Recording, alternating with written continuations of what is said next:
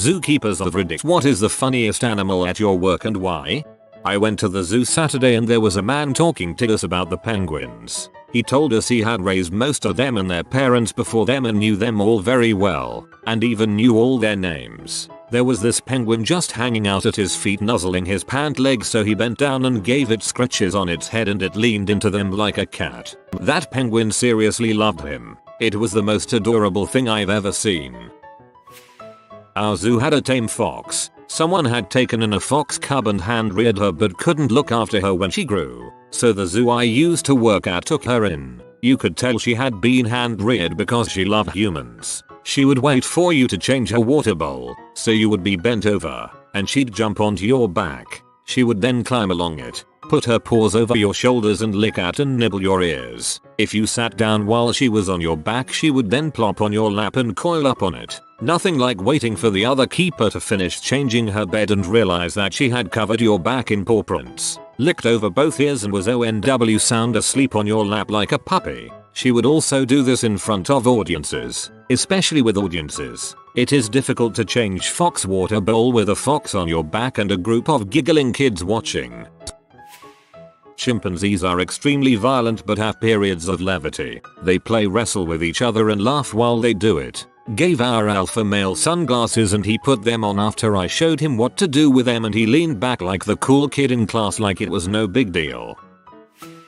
Not a zookeeper, but my girlfriend has worked at a reptile zoo for a while now. She said there's a pretty good consensus that tortoises are widely loved. Personally, I think it's cause of their pretty chill nature and the fact that they don't really give a crap once they get to be adults and no humans won't mess with them. In addition, they either look extremely happy or extremely unimpressed, which I think makes their actions pretty funny. She also taught the 3 Amazon parrots to whistle the Imperial March, so there's that. We need a video. It must happen.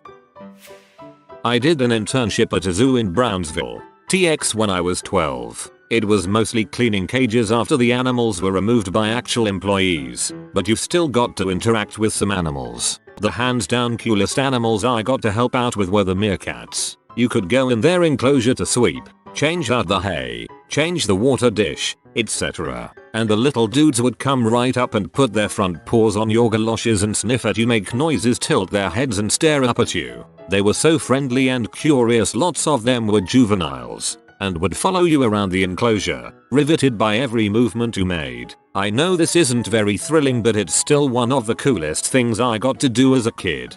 Nah girl, that's awesome. Not a zookeeper, but one time I visited a reptile zoo and there was a room that had been converted into an enclosure for iguanas and tortoises. You could walk in and get up close with the reptiles, and while we were in there, one of the employees told us that one of the tortoises had a habit for trying to escape on a regular basis. Everyone in the room starts looking around the room trying to find this tortoise, and I look out the doorway to see this tortoise already out the front door of the building. Of course, somebody runs out and grabs the tortoise and brings him back inside. But over the course of a few hours, the tortoise kept trying to make a beeline for the exit, always making it out a few feet before being carried back inside. Everyone loved that dang tortoise. I posted this story in another AskReddit. This is from my former co-worker who now works for a really popular zoo in the US. Lion. There is this lioness that since day one of her working there has singled her out from the rest of the zoo team for lunch. Unfortunately, due to the nature of her job, she needs to be around all the enclosures in the morning animal counts. Lioness would follow her everywhere on pounce mode too. Been like that for 3.5 years now. Monkey. I can't remember specifically if this was a spider monkey. I need to check my email. But she told me one of the primate exhibits zookeeper who is a male is being harassed by a male monkey due to jealousy. Apparently monkey thinks that giving food to his GF monkey equals stealing your girl. Gets a lot of poop hurled at him and bites. The lion reminds me of an octopus. I forget the article, but an octopus decided it hated one aquarium intern and would squirt her every time she walked by his tank. She leaves, goes back to school for a semester, and the octopus is chill AF again. She comes back and he's a jerk to only her again. I was a keeper aide at the National Zoo in DC for a couple years. When I was at the small mammal house they had an armadillo that would love to hump your shoes legs. And this little guy was not picky about it. It actually made it a little difficult getting in out of his exhibit since he would try to get all up in you pretty often. Frisky armadillo, new band name I call IT. My neighbor is a zookeeper and he loves working with the chimpanzees and the otters. Story about the chimp. He was closing up this one male chimp sleeping cage for the night and then realized he'd lost his keychain. He saw the chimp holding them and asked to get them back. Chimp refused. He then said, "Here, I will give you a banana for the keys." Chimp then proceeded to unhook one key from the keychain and hand it back to him. 18 bananas later, and the keys were returned. This chimp is quite famous in Scandinavia. He was rejected from his mom as a newborn and was raised with the zookeeper's family until he was reintroduced to the flock around a year later. There's books and TV series from the 70s about him. About the otters. One summer an otter escaped from their enclosure and was seen around the zoo amusement park, swimming around people who had hired rowing and pedal boats. He'd go up to guests to beg for snacks, etc. All summer the guards tried to catch him, but he learned to recognize their uniforms and stayed away. They finally succeeded in catching him when the guards dressed in civvies. There were little squirrel monkeys that were allowed to roam free at the zoo I worked at a few years ago. Those little suckers would steal everything. One of them jumped on me and snatched my sandwich right out of my hand. Capybaras are surprisingly violent. Tapirs are just like big dogs. They like to roll over for tummy rubs. Capybaras will bite. They are vicious little suckers, but they are so dang cute. I volunteered at a pioneer historical site while I was in high school. We had a petting zoo that consisted of the usual farm animals, a cow, goats, llamas, etc. My favorite though was a donkey who had no tolerance for bulls, especially naughty little kids. This one little crap kept trying to pull his ears and tail, even after being scolded by her parents. Finally the donkey had enough and lowered his head to her level and let out the loudest donkey bray I have ever heard and made her cry. From the couple of volunteers I've kept in touch with, he still does this whenever he encounters a particularly naughty child. Out of everything a large animal like that could do, he was pretty chill, considering. Not a keeper, but at a small zoo I was at, an African grey parrot was kind of having a conversation with me, and like parrots speak, Harupori won a cracker etc, but after a while this bird starts making static noises followed by really muffled speaking. I couldn't work out what it was until a keeper came by and their radio crackled followed by muffled speech. This parrot was doing a near perfect impression of his keeper's radios. African greys are like toddlers. They'll learn exactly what you don't want them to learn, except with both words and sound effects. My parents have one. His greatest hits are the microwave beep, the groaning sound my stepdad makes when he bends over, and lots of cursing. Not a zoo, but I studied at a chimpanzee habitat for a month or so. One chimp was known for climbing on top of a pole to wait for people to throw food to her. If you gave her anything she didn't like, she would throw it right back at you. I studied at a chimpanzee habitat for a month or so. It honestly took me a few minutes to realize that this wasn't just a really bad exchange student experience. Probably our armadillo, or macaw. Armadillo is just really awkward and cute. Our macaw knows some swear words that make me laugh, but we certainly don't encourage him because most of the time, children are in earshot. Worked with a green-winged macaw that would train herself when she got bored. Perch. Good gieiral. Target. Good gieiral. Wave. Good gieiral. She would run herself through all her behaviors. She wasn't actually doing the behaviors, just giving the verbal cues and then congratulating herself. The best was when she would say perch. Perch. Ph pause good gieiral like. Even in her own training session there were times when she wouldn't comply and have to repeat the cue. This same bird would also answer our radios. If she heard someone talk on the walkie and no one answered in enough time, she'd say go ahead, then she'd mumble like she was talking into the walkie. This bird was a stitch. All parrots have personality, but she was extra hilarious. Hahaha, that's so hilarious. She must have been bored, had to keep herself entertained.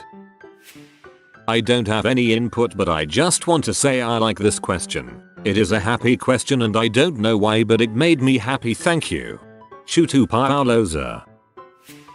I worked in a small zoo for a while. My favorite was the sloth. He liked me. When I went in to clean his enclosure, he would climb down and chase me. In slow motion. I would keep working till he got just out of arm's reach, and he would be waving his arms at me, hoping I would pick him up, then move out of his way. I was at a zoo in Berlin during the Bonobo feeding time. The zookeeper brings out a huge pile of diced vegetables, puts it on the ground, and as soon as he leaves, these monkeys start having a huge orgy. The interesting thing was that they were only having sex with the monkeys of their own gender. I'm talking monkeys jerking each other off and other scissoring. One monkey ejaculated a Pompeii level load onto the window. Afterwards they just all ate as if nothing had happened. Cool day. Obligatory not a zookeeper but a volunteer at a rehab place, and definitely the turkey vulture. He likes biting things. He greets you at the door every day and loves your shoes and his leash and a Kong. He is like a puppy but in vulture form. Sort of off topic, but since a bunch of zookeepers are potentially coming in here, is there a way to become a zookeeper without a specific degree? Or really to get any kind of job caring for animals without a degree in zoology or some type of science? I'm in my late 20s, working in an office and not in a position to go back to school. Will be paying off my current student loans for a long time. I have a bachelor's degree in a field completely unrelated to animals, but caring for animals has always been my true passion. Is there a way to get into the field at this point, or is starting over in a school the only way? Not a zookeeper but saw a clip of Monkey World on TV. It was so cute. The keeper was cleaning the chimpanzee indoor area and one of the females insists on helping every day apparently. He gives her a broom and she helped sweep the hay into piles, then she stole the hose and helped wash down the floor and mop it. It was amazing. I had to stop flicking through channels to watch. She was brilliant. I know most of the animals are rescued and some from homes, so she must have done it before. Humans. Animals are fun and all, but my co-workers constantly amaze me with their ability to stay alive given severe shortcomings. That being said, love me some rhinos. Nothing that big should make those squeaky, happy sounds. When I was little, I went to a certain aquarium a lot. Whenever we went, there was a fish that would always follow me around. No one else, just me. I named it Friend Fish and I found it adorable. No matter what, every time I went to the exhibit, he followed me. Not really a zoo, but I do take care of exotic animals, one of which is a baby alligator. My boss had warned us to be careful when holding it because it could bite you and hold on for 30 minutes. However, we still handle it and bring it to school events. The real danger is the small turtle that it shares a tank with. That thing is easily the most vicious and bloodthirsty animal we have, and it will stop at nothing to rip your fingers off if you hold it. There's also this other animal we have. It's called a peeper and it resembles a frog that has been completely flattened. Its defense mechanisms are screaming and peeing, which I find hilarious. It also helps that the guy who usually talks about at events is always shouting moisturize whenever it needs a quick spritz. Warning to those who have tryptophobia. Do not Google the peeper toad. Not a zookeeper, but I work at a zoo. The harbor seals are by far the most curious. There is an underwater tunnel viewing area and they love to follow visitors. At night while cleaning the viewing glass, they wait for you to start wiping and will follow you around doing all sorts of acrobatic flips. They also all swim upside down to the water, which people find hilarious.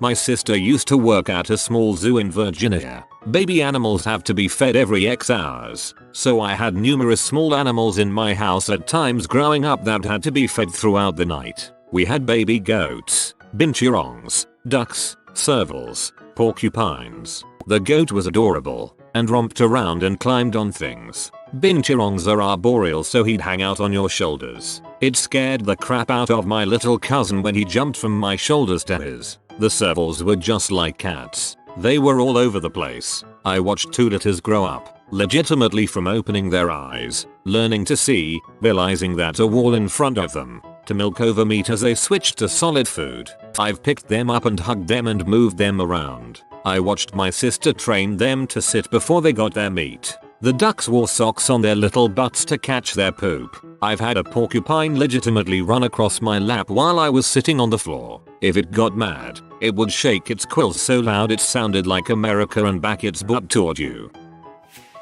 Not a zookeeper but a regular at a zoo near my home together with my dad. He practically adopted one of the ostriches by constantly feeding him with toast, which was allowed. But most people won't dare come close because ostriches are pretty huge. The bird is pretty derpy, always trying to go straight through the fence to get to the bread, trying to eat bassacaps and lines from my dad's jacket in winter and even performing a mating dance when he brought him toast.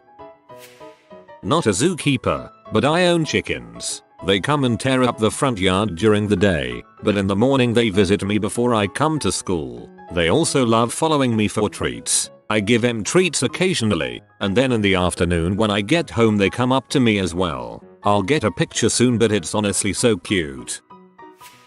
His name is Willy. He's an umbrella cockatoo. He does not shut up. He can say hello and goodbye, but that's not the fun part. If you go and talk to him and get close, that's fine. But if you try to leave, oh no, he squawks like he's dying every goddamn time. This goes on for at least 5 minutes, usually more.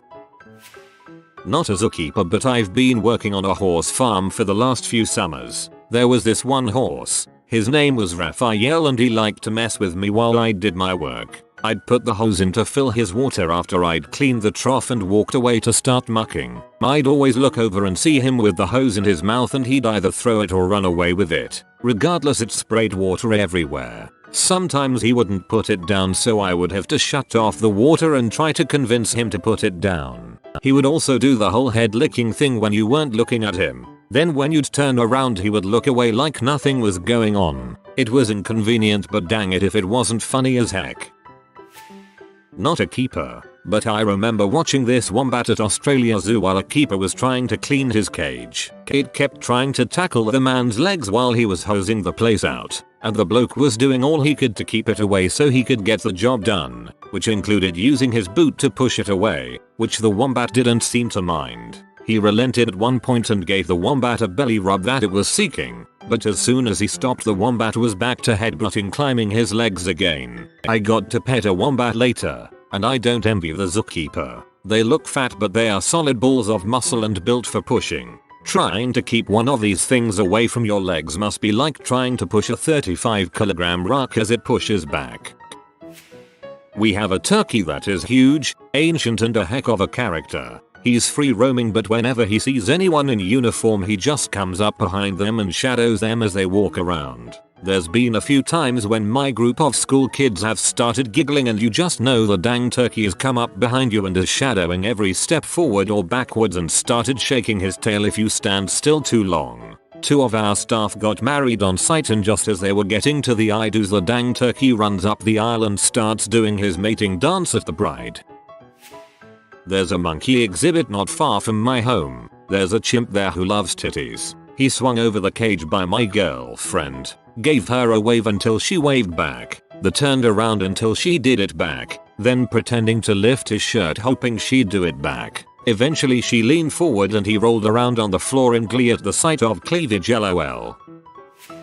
Actually were considered to be the same as Cory bustards for a very long time. As a mainly carnivorous bird their poop is just foul, like burn your nostril acrid smell. Thank Christ I don't work with pelicans or other fish-eating birds because that's just nasty. Not a zookeeper but Ollie the bobcat has been the talk of DC since she escaped the zoo and has been on the lam. All local schools got text alerts. We think she wants to join the protests because that pea grabs back. If you are new to the channel, you can subscribe. I publish new videos every day. Until then, check another video.